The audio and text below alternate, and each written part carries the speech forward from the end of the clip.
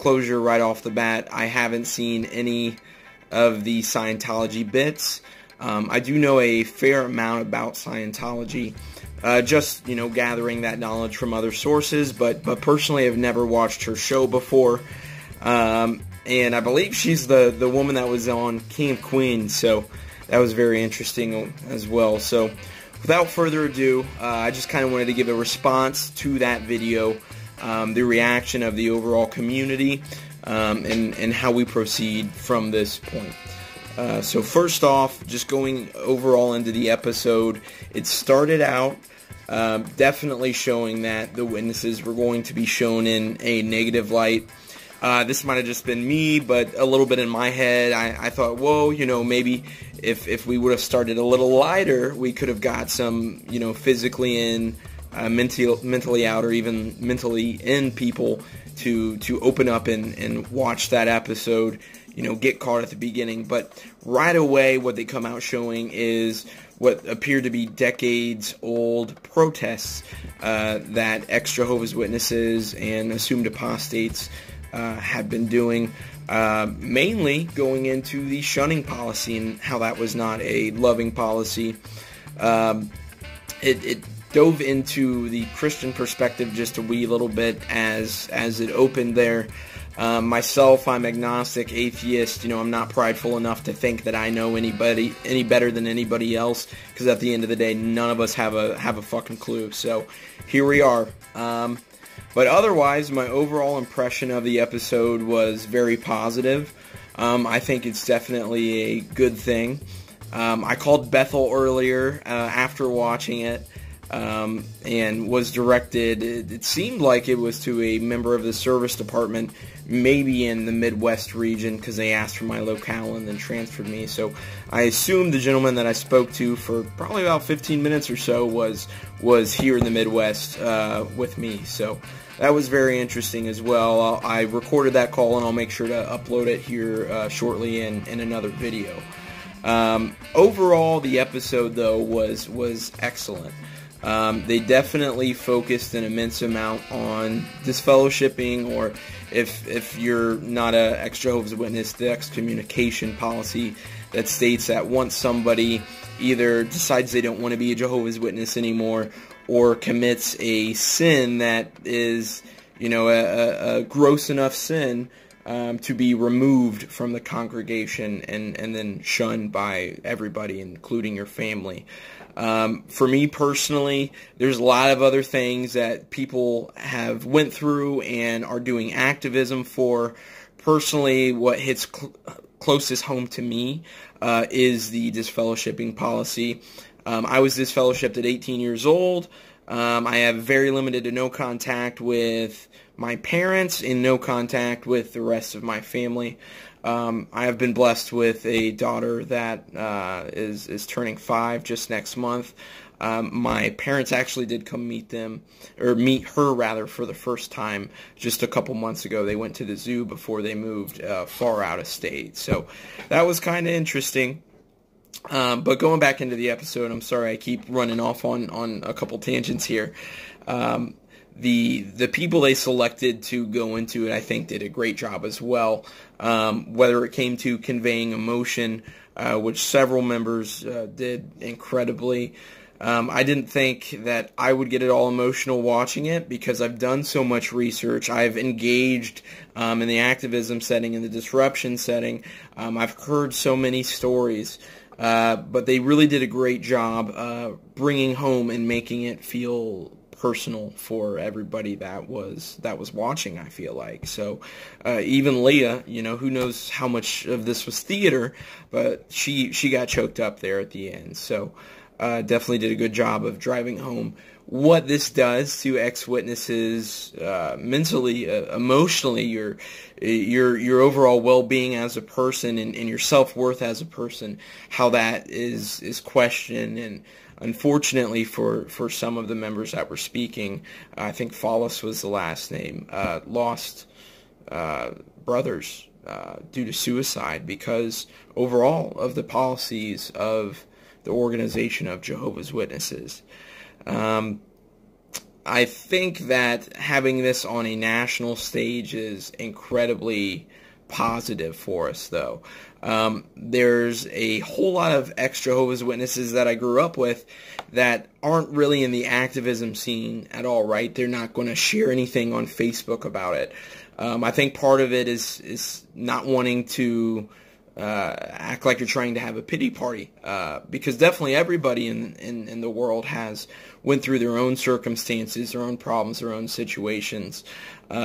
But with those people that I do share those unique connections with, this is the first time that a lot of those people decided to come out.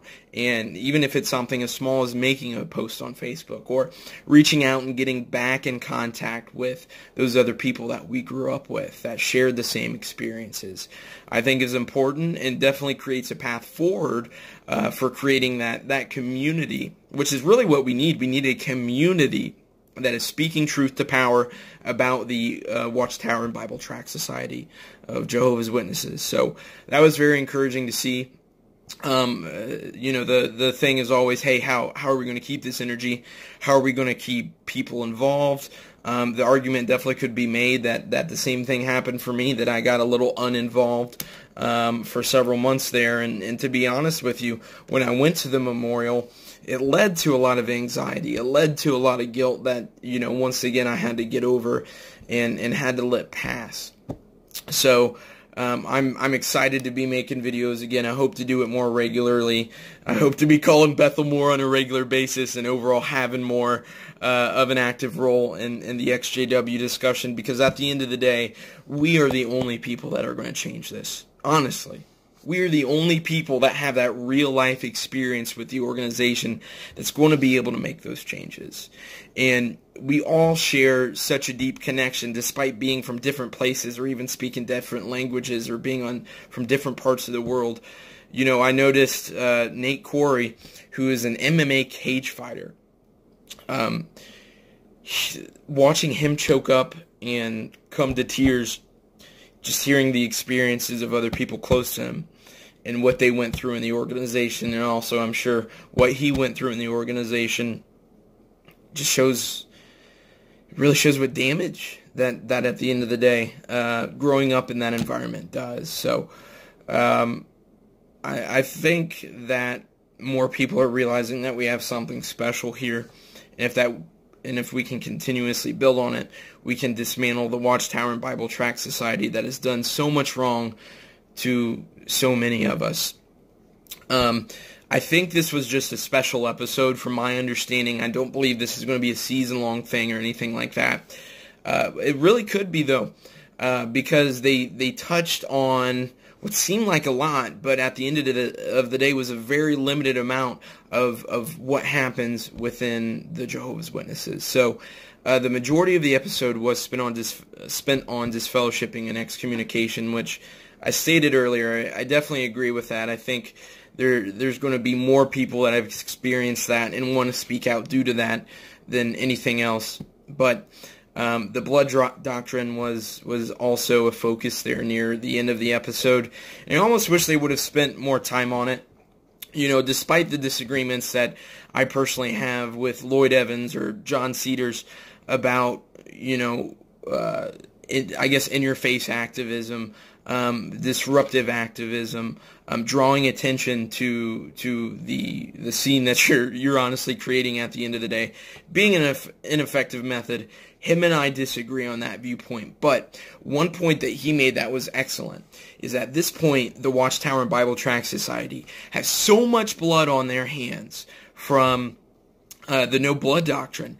I didn't even know this, but apparently there was I think it was an Awake in '96 that was full of pictures and portraits of children that died because they held fast to their faith and denied blood, which is just absolutely ridiculous. I think so much more time could be spent on that. But going back to what Lloyd said, you can't just wash your hands of that at this point. I'm convinced that would probably actually create more lawsuits, despite the fact that, the people are going in and making their own decisions. For the most part, you have things like liaison committees that would go in and pressure people. You definitely have potential there for even more lawsuits past the, sexual misconduct and pedophilia allegations that have taken place thus far. So that's something definitely to keep our eye on. Another thing is, I wish they would have focused more on how separatist we are from the world. We were from the world, I should say.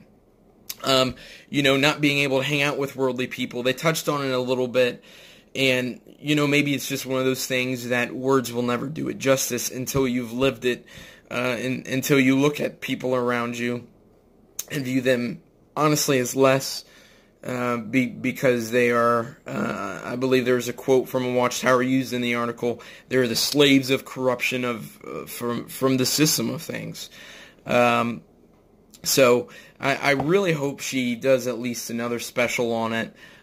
This has been a great thing, nevertheless, to raise awareness.